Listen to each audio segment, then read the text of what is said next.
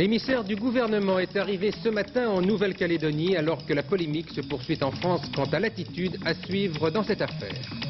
Seconde journée du voyage officiel de François Mitterrand en Syrie, le chef de l'État doit avoir un nouveau tête-à-tête ce soir avec le président Assad. La France sans le monde, le quotidien de la rue des Italiens n'est pas paru aujourd'hui pour la deuxième journée consécutive, mais peut-être une éclaircie puisque la grève a été suspendue tout à l'heure pour 24 heures. Enfin, William Schröder va un peu mieux ce soir. L'homme au cœur artificiel est cependant toujours dans un état critique. Pour parler de ce problème, l'un des médecins qui l'a opéré, le docteur Lansing, est l'invité de ce journal. Mesdames, Messieurs, bonsoir. Il y a un peu plus de 2 ans, un car percutait une voiture sur l'autoroute du Sud. C'était le premier jour des grandes vacances. Le car transportait des enfants qui partaient en colonie. Bilan 53 morts, dont 44 enfants qui appartenaient tous à des familles modestes de Crépy en Valois. Ce fut la plus grande catastrophe routière jamais survenue en France. 2 ans et 4 mois plus tard, cette tragédie est à nouveau évoquée puisqu'un tribunal doit maintenant se prononcer sur l'indemnisation des familles de ces enfants. Le procès s'est ouvert ce matin à Senlis, près de Paris. Une décision difficile, pour autant qu'il soit possible d'évaluer ce que représente la perte d'un enfant. Emmanuel Vanier et Paul Lefebvre. Ces hommes, ces femmes sont entrés aujourd'hui dans la salle d'audience du tribunal de Senlis, accablés par le souvenir de leurs enfants morts sur la route des vacances. Dans la nuit du 31 juillet au 1er août 1982, 2 cars se sont percutés et se sont embrasés sur l'autoroute du Sud à la hauteur de Beaune. On n'a rien pu faire. 55 personnes, dont 44 enfants, sont mortes carbonisées. Des familles ont perdu 4 enfants sur 6, d'autres 3 sur 5. Une tâche difficile aujourd'hui pour le président Muselli, chargé d'arbitrer cette délicate affaire d'indemnisation de la plus grande catastrophe routière française. Les parents réclament 150 000 francs par enfant. Selon eux, une juste indemnisation du Precium Doloris, le prix de la douleur, mais aussi des conséquences de cette catastrophe. Perte d'emploi, soins en hôpital psychiatrique. 2 familles ont accepté environ 70 000 francs de l'assurance. Les autres ont préféré s'en remettre au jugement du tribunal. Ce que les compagnies d'assurance proposaient, parce qu'eux, ils se basent sur un barème, voilà, ils ouvrent leur livre, voilà, ça fait tant. Eh bien, nous n'avons pas accepté, c'est-à-dire qu'ils demandaient comme indemnisation 30 000 francs, 3 millions de centimes par enfant, et ils donnaient aussi la valeur de 4 millions de centimes à l'association. Or, l'association ne s'achète pas. Inoubliable. Devant le tribunal de Senlis, c'est donc aujourd'hui l'issue d'une très longue bataille d'expertise. Elle a opposé les familles, la compagnie d'assurance UAP, le transporteur, la colonie organisatrice et la caisse d'allocation familiale de l'Oise. Sans donner aucun nom, car c'est une convention. À ces gens réunis dans le tribunal de Senlis, on peut tout juste sourire. Comment voulez-vous poser la question? Combien en avez-vous perdu?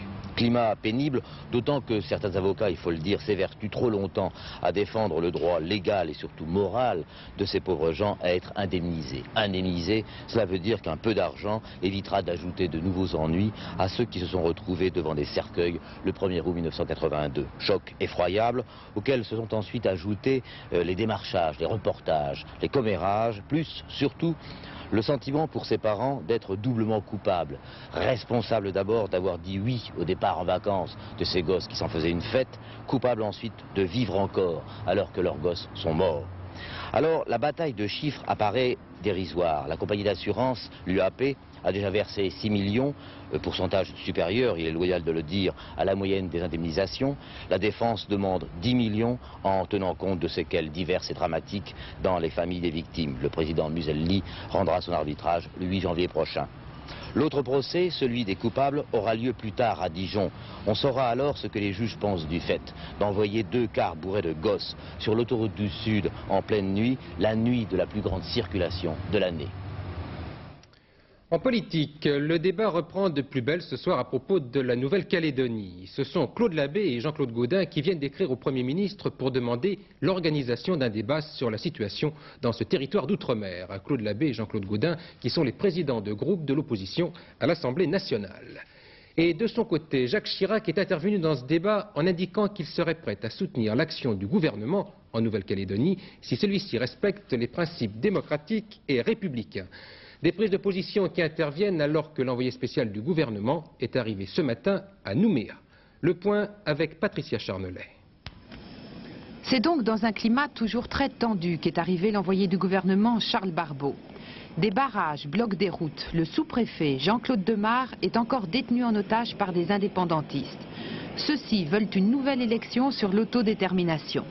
Les anti-indépendantistes, eux, réclament le respect du dernier scrutin et le retour immédiat à l'ordre, tout comme Jacques Chirac ce matin à Paris. Aujourd'hui, il est évident, si l'on se réfère à notre conception de la démocratie, qu'il existe dans le territoire français de Nouvelle-Calédonie une majorité indiscutable, même si elle a du mal à s'exprimer. Personne ne peut le contester. D'hommes et de femmes qui souhaitent rester dans la République. Il appartient. C'est un problème qui n'a rien à voir avec un problème de décolonisation. Il appartient au pouvoir public de faire en sorte que l'ordre républicain règne en Calédonie et d'y mettre les moyens indispensables. L'ordre qui a été mis en cause essentiellement par l'incohérence de sa politique depuis 3 ans dans ce pays. L'ancien président Giscard d'Estaing a quant à lui l'intention d'interpeller le gouvernement demain sur la situation en Nouvelle-Calédonie. Ce sera la première fois que M. Giscard d'Estaing prendra la parole dans l'hémicycle depuis son retour au Palais Bourbon au mois de septembre dernier. Le Premier ministre lui répondra. Et puis le groupe communiste à l'Assemblée nationale se déclare d'accord pour un référendum d'autodétermination anticipé, toujours en Nouvelle-Calédonie. Enfin, toujours à propos des territoires et départements d'outre-mer, j'apprends que le cerveau présumé de l'Alliance révolutionnaire Caraïbe, l'Ukrainette, a été arrêté tout à l'heure sur la commune de Goyave. L'Ukrainette était recherché depuis l'attentat à la voiture piégée perpétré contre la préfecture de Basse-Terre le 24 novembre 1983. Il avait alors fait 23 blessés.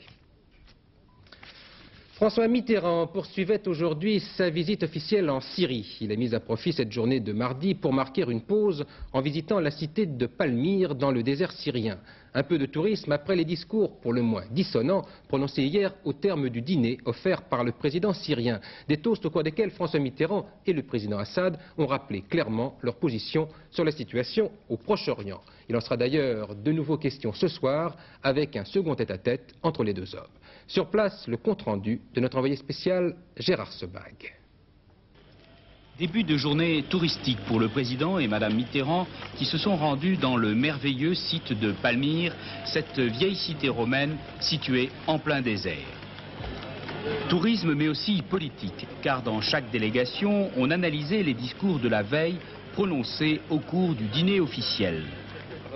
Un discours modéré du président Mitterrand, abordant tous les problèmes et réaffirmant les positions de la France au Proche-Orient, mais sans engager véritablement le débat. Par contre, le discours du président Assad avait lui un ton particulièrement ferme, sans aucune concession en apparence. C'était la réaffirmation de la position syrienne. Une attitude remarquée et que le président Mitterrand a sans doute voulu expliquer au cours de la réception donnée en l'honneur des Français de Syrie. Notre rôle n'est pas de faire un choix.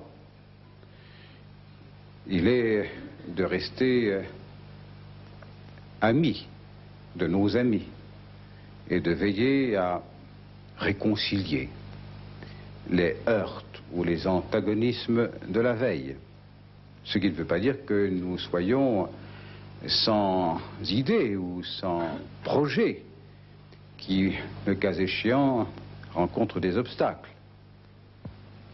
Les entretiens en tête-à-tête ont repris l'après-midi. C'était la deuxième fois que les deux chefs d'État pouvaient confronter directement leurs positions, des positions qui, initialement, sur plusieurs thèmes, sont parfois bien éloignées. Au début de ce voyage, il apparaissait que le président Mitterrand avait décidé d'adopter un ton conciliant. Dans l'entourage du président, on expliquait cette attitude en affirmant que le fil venait de se renouer avec Damas et qu'il fallait faire attention de ne pas le casser avant que l'ensemble de la broderie ne soit achevé. L'entretien entre les deux chefs d'État, qui devait durer 1 heure seulement ce soir, s'est poursuivi pendant plus de 3 heures. Ce qui prouve bien que des problèmes difficiles ont été abordés et que le président Mitterrand, après une approche cordiale, a décidé de glisser dans la broderie de Damas, spécialité pourtant des artisans locaux, quelques fils bleus, blancs et rouges. Oui, au moment même où les présidents français et syriens sont amenés à préciser leur position sur le Proche-Orient, l'aviation israélienne bombardait des bases palestiniennes dans la plaine de la Beka, au sud du Liban, une région qui est justement sous le contrôle des Syriens. Une opération qui prend un relief particulier après les attaques lancées hier soir par le président Assad contre Israël, Israël présenté comme le responsable du blocage diplomatique au Proche-Orient, si bien que l'on peut se demander ce soir s'il n'y a pas un rapport direct de cause à effet. Les explications de Gérard Rinet. Voici l'un des objectifs palestiniens dans le nord de la Beka que les chasseurs israéliens ont attaqué ce matin. Un bâtiment, vraisemblablement une caserne, appartenant au Front de libération de la Palestine. Au total, ce sont 3 positions palestiniennes, contrôlées par les Syriens, qui ont été visées. L'attaque a fait 3 morts et 5 blessés. On peut remarquer que ce raid intervient au moment où le président François Mitterrand est à Damas et où le président syrien lui a réaffirmé qu'Israël restait l'ennemi numéro 1 de la Syrie. Ce raid intervient aussi alors que les négociations au sud Liban sur le retrait des Israéliens de cette région piétinent. 200 à 300 manifestants défilent depuis 19 heures entre la salle Pleyel et le consulat de Turquie à Paris. Ils répondent à l'appel du mouvement national arménien qui veut ainsi protester contre l'attentat commis dimanche dernier contre la communauté arménienne. Vous vous souvenez qu'une bombe avait explosé devant la salle Pleyel où devait se dérouler un gala. 6 personnes avaient été blessées, dont une très grave. Le journal Le Monde n'est toujours pas paru ce mardi. C'est la conséquence d'une grève décidée par l'intersyndicale qui est opposée aux mesures d'économie exigées par la direction. Des mesures qui prévoient notamment une diminution des salaires. Cela dit, les choses se sont un peu détendues cet après-midi puisque les syndicats ont décidé de suspendre leur mouvement de grève pendant 24 heures en raison de la reprise des négociations. La situation au Monde, c'est le dossier de ce journal. Serge Misseret. 48 heures de non-parution du jamais vu dans toute l'histoire du journal Le Monde. La vieille dame du boulevard des Italiens en a, dit-on, tremblé sur ses fondations. Ce typographe tient dans ses mains le numéro historique, celui du 26 novembre, qui n'a jamais paru, un symbole. On savait depuis longtemps que le quotidien avait de grosses difficultés financières. Mais quand la direction a proposé hier aux syndicats de réduire provisoirement les salaires en 1985 de 14%, les administratifs ont immédiatement débrayé. Je ne sais pas quel citoyen pourrait accepter que l'on baisse son salaire de 14%. Moi, je gagne 7 600 francs net. Je veux dire, la feuille de paye, elle est claire. Je suis garçon de bureau. Je suis également garçon de bureau. Nous gagnons tous les deux le même salaire. Des gens qui étaient cadres, on les fait revenir employés. Et puis des gens... Par exemple, on met les qualifications désignées par les chefs de service, qui les revoient chaque année en vous donnant des points qui influent sur votre salaire. Je trouve que ça, c'est vraiment revenir 50 ans en arrière. C'est quelque chose d'absolument scandaleux, et surtout pour Le Monde. Le Monde emploie 1200 salariés, dont 180 journalistes. Depuis des années, la diffusion du quotidien a chuté. Pour rattraper un déficit évalué à 70 millions, l'immeuble du journal va être mis en vente, mais cela n'est pas suffisant. Il faut aussi moderniser, et cela coûte cher. Ce mouvement de grève qui démarre, il faut savoir le maîtriser, parce que nous arrivons dans une période où la vie de l'entreprise, à un moment donné, peut en pâtir. Il faut faire très très attention. Vous voulez dire quoi exactement? D'ailleurs, on est au bord du dépôt de bilan sans doute, et une direction qui pousse les événements de cette façon-là prend une grande responsabilité dans l'affaire. Nous étions, et nous sommes plutôt, dans une situation salariale très au-dessus, non seulement des conventions collectives, mais très au-dessus du marché. Revenir sur quelque chose qui est acquis, et vous savez qu'en France c'est assez mal vu dans l'ensemble, un salaire acquis. Oui, c'est vrai, mais si on veut sauver une entreprise en difficulté, qui n'a pas de capitaux extérieurs, qui appartient en grande partie à son personnel, il faut savoir prendre ses responsabilités. Le personnel a bénéficié de la prospérité de l'entreprise, il faut qu'il sache prendre sur lui pour aider cette entreprise, non seulement à survivre, mais à se développer, à se relancer. Réunis en assemblée générale permanente, les employés ont d'abord décidé une grève générale reconductible chaque jour. Cet après-midi, après une longue discussion entre les syndicats et la direction, il a été décidé de surseoir à la grève pour 24 heures. Le Monde va donc reparaître demain pendant que l'on va négocier la réduction de salaire et la grille de fonction. Malgré cet accès de fièvre, La sagesse l'emporte donc ce soir. C'est peut-être un fil vers la solution, mais un fil ténu. Au chapitre social toujours, les syndicats dits réformistes semblent avoir choisi le mois de novembre pour tenir leur congrès. Après Force ouvrière la semaine dernière, c'est la CFTC qui réunit ses responsables demain à Marseille, avec deux thèmes au centre de la discussion, les nouvelles technologies et la dénationalisation partielle de l'économie.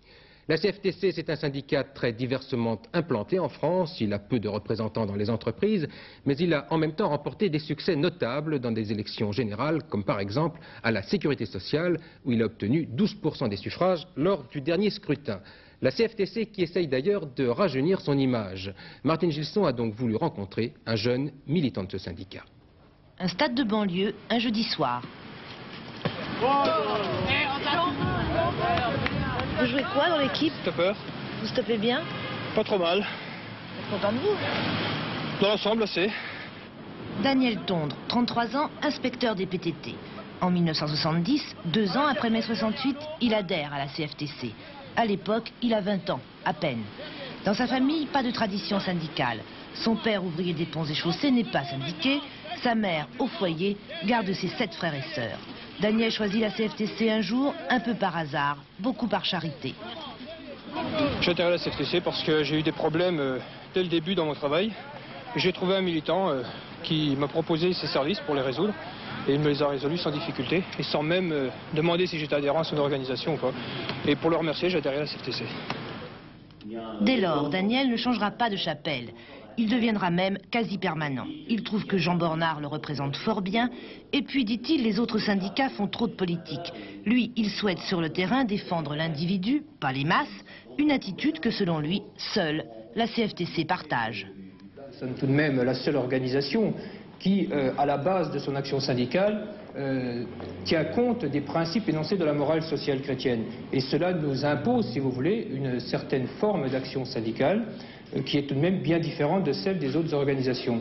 Notamment, nous rejetons catégoriquement le principe de la lutte des classes. Et vous, vous croyez en Dieu? Moi, je crois en Dieu, mais de toute façon, la CFTC, on ne demande pas sa carte de baptême en entrant à la CFTC, tout comme on ne demande pas non plus à quel parti politique il appartient. Marié, Daniel est père depuis 15 jours d'une petite Amandine. Sa femme a cessé pour l'instant de travailler pour élever l'enfant. Même si le soir, il continue de potasser ses dossiers, pour Daniel, la famille, c'est sacré. Le partage du temps le soir s'effectue entre la vie de famille, le sport, et puis également quelques études pour la promotion interne. Vous êtes très sérieux. Je crois que c'est pas sérieux, non. Je crois que c'est un tout. Ça fait partie de ma conception de la vie et des choses. Vous faites la fête, comme on dit quelquefois? Très rarement. C'est important, la famille, pour vous? C'est très important, effectivement. J'attache beaucoup d'importance. C'est effectivement la cellule de base de la société. Et je crois qu'on doit, dans le cadre actuel, défendre tous les aspects qui entourent la famille, que ce soit les aspects matériels, moraux, etc. Vous vous situez où politiquement? À droite, à gauche? J'examine, si vous voulez, la politique proposée par les partis en fonction de notre conception dans le syndicalisme de la société telle qu'on la conçoit. Mais vous vous sentez plus proche de... C'est vrai que par rapport aux idéologies politiques et par rapport à l'idéologie CFTC, il est évident que le socialisme ou le communisme ne rencontrent pas l'idéologie de la CFTC. Daniel se définit lui-même comme le militant type de la CFTC. Prudent, dit-il, à l'image d'une centrale syndicale, tranquille, et rarement en pointe dans les conflits. Un mouvement de grève tournante a débuté aujourd'hui à l'EDF. Il doit durer 3 jours. À l'appel de la CGT, c'est l'ouest de la France qui a été touché aujourd'hui, mais avec très peu de perturbations, comme l'avait d'ailleurs souhaité le syndicat. Les suites de l'affaire Rioux, le vice-président des jeunes agriculteurs du Finistère, qui a été condamné hier à 8 mois de prison, dont 4 avec sursis. Le CNJA vient de demander à ses responsables départementaux de se rendre dès demain dans leur préfecture pour soutenir Jean-Jacques Rioux. Le CNJA estime que c'est le droit syndical qui est en cause. Ça marche fort pour Ariane qui enregistre chaque semaine de nouvelles commandes. Hier soir, c'est une compagnie américaine qui a signé un contrat pour 2 satellites qui seront donc confiés à la fusée européenne. Ariane qui doit ainsi mettre 32 satellites en orbite d'ici à 1988. Des commandes qui s'élèvent à plus de 7 milliards de francs. Et hier soir, aux États-Unis, l'état-major d'Arianespace sablait le champagne. Édouard Laure et Jacques Violet. Il y a moins d'un mois, Discovery réussissait un sans faute, faisant oublier les échecs de la navette. Mais pendant que Discovery tournait autour de la Terre, Ariane plaçait en orbite 2 satellites, dont un pour une société privée américaine. Aujourd'hui, Arianespace, la société chargée de vendre les lancements de satellites, continue de rafler des contrats sur le marché américain. Eh bien, effectivement, nous sommes ici installés pour plusieurs années. Nous avons établi une filiale Arianespace Inc. avec une force commerciale. Nous avons déjà acquis des commandes pour des lancements de 8 satellites, sans compter la très puissante organisation internationale Intelsat qui nous a commandé 5 satellites et dont le siège est à Washington. Nous avons une série de négociations en cours qui nous laissent espérer une croissance régulière de nos activités ici. Avec le contrat signé hier pour le lancement de 2 satellites américains de plus, Arianespace annonce un carnet de commandes de 7,5 milliards de francs. Il lui reste à lancer 27 satellites, dont 6 pour des sociétés américaines. D'ici à 1990, le gâteau spatial est évalué à 40 milliards de francs, correspondant au lancement de près de 200 satellites. Ariane ou la navette, les systèmes ne sont pas identiques. Le lancement vers l'orbite géostationnaire depuis la soute de la navette nécessite l'utilisation de moteurs d'appoint. Le prix de ces moteurs s'ajoute à la facture du client. Ariane, elle, met directement depuis la Terre sur l'orbite de transfert géostationnaire et simultanément 2 satellites. En plus, la situation particulière de la base de lancement de Kourou, tout près de l'équateur, donne une grande précision et permet de gagner pratiquement 1 an de vie d'un satellite. Mais la concurrence ne se situe pas seulement avec la navette. Le président Reagan a autorisé des sociétés privées à effectuer des lancements avec des fusées classiques américaines, Titan ou Delta. Des fusées militaires dont les réussites sont impressionnantes. En 1990, les Japonais seront également dans la course. Ils lancent aujourd'hui leurs propres satellites avec des fusées américaines fabriquées sous licence, mais rattrapent leur retard et nous ont appris à compter avec eux. A noter que la navette américaine a de son côté quelques soucis. Des problèmes dans la protection thermique de Challenger pourraient amener la NASA à supprimer une mission l'année prochaine. L'homme au cœur artificiel, William Schroeder, va mieux ce soir. Son cœur de plastique fonctionne normalement après une hémorragie qui a obligé les chirurgiens à l'opérer de nouveau. Le respirateur du patient a pu être débranché et il a ainsi échangé quelques mots avec ses médecins, le temps de réclamer une bière qu'on lui a bien sûr refusée. Lucie Soboul. William Schroeder va mieux. Depuis ce matin, il respire par ses propres moyens. 48 heures après avoir reçu un cœur artificiel, c'est un progrès sérieux. Ce matin, les médecins ont progressivement débranché l'appareil de respiration artificielle, la prothèse fonctionne parfaitement et le malade a déclaré sentir de façon très nette le battement du cœur mécanique dans sa poitrine. Ses premiers mots ont été pour savoir si le cœur fonctionnait correctement et si son opération avait permis aux médecins de faire des progrès dans cette technique. Il a tout de suite ajouté qu'il aimerait bien boire une bière. Les médecins espèrent qu'il pourra quitter l'hôpital avant Noël, mais reconnaissent que c'est là un pronostic très optimiste.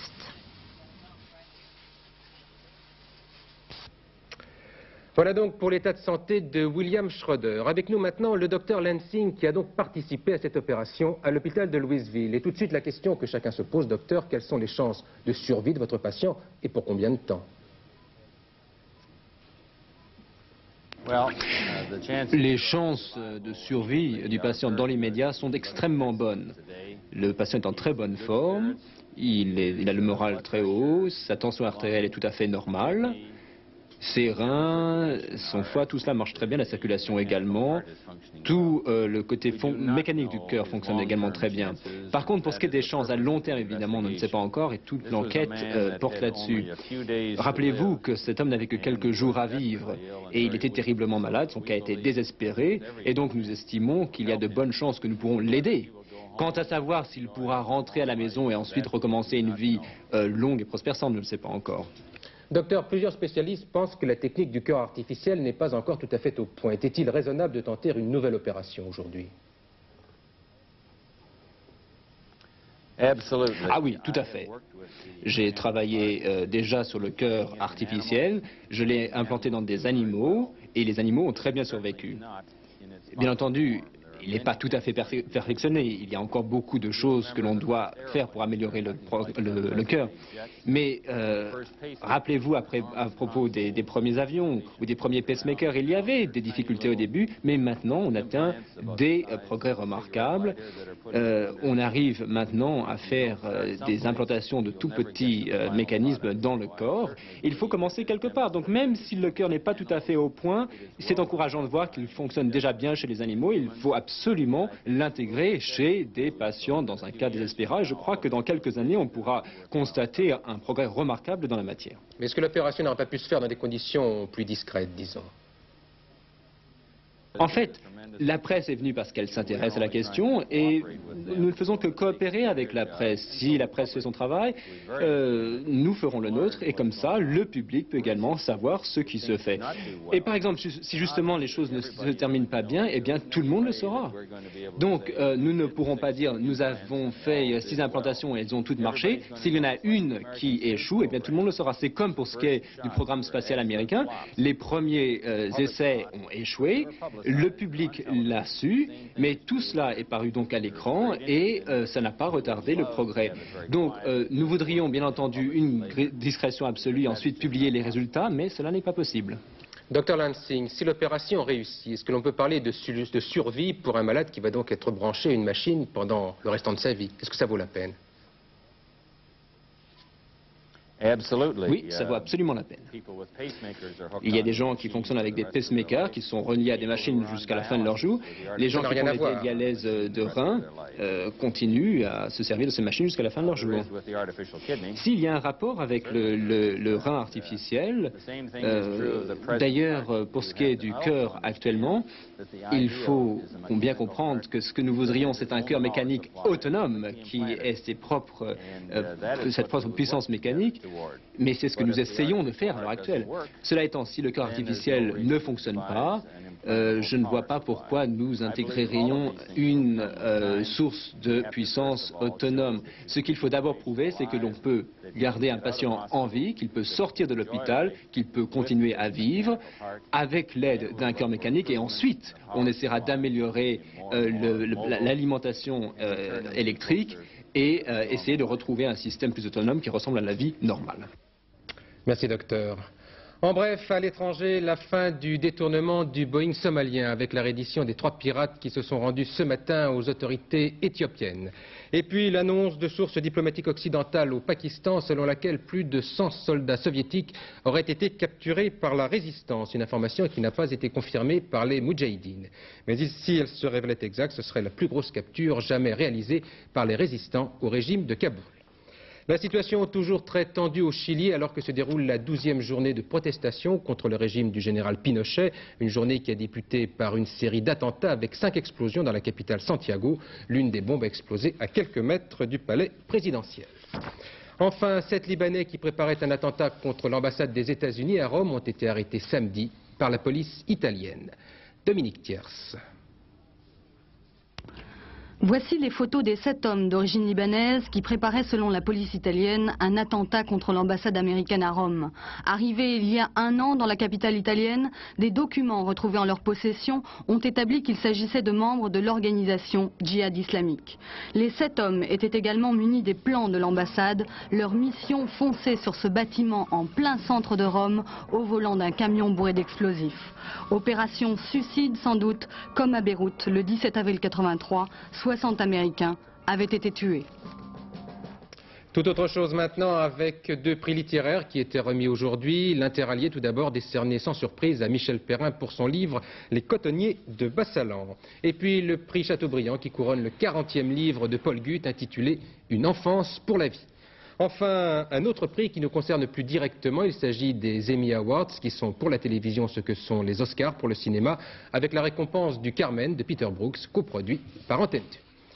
Un mot de sport maintenant avec le rallye de Grande-Bretagne, toujours dominé par le Finlandais Harry Vatanen, qui fait donc cavalier seul sur la Peugeot 205 Turbo. Il a remporté la 2e étape de l'épreuve. La météo maintenant avec Alain Gillot-Pétré. Tout va bien, toujours un anticyclone, donc c'est du beau temps pour demain dans l'ensemble. Regardez la carte. Beau temps sur la majeure partie de la France après dissipation du brouillard et quelques gelées jusqu'à -1, -2, -3 au centre et au nord-est. Au nord-ouest, en revanche, toujours des nuages avec des vents forts et de la pluie. C'est en liaison avec la tempête qui est sur l'Atlantique. Côté température, ça ne bouge pas. Nous allons de 11 à 14 degrés de 10 à 14 degrés sur la moitié nord et de 13 à 18 degrés sur la moitié sud. Demain, le soleil se lèvera le matin, il se couchera le soir et nous fêterons un nombre Jacques du calendrier. C'est Hervé Claude qui vous présentera le dernier journal vers 23h35. Bonsoir, à demain 20h.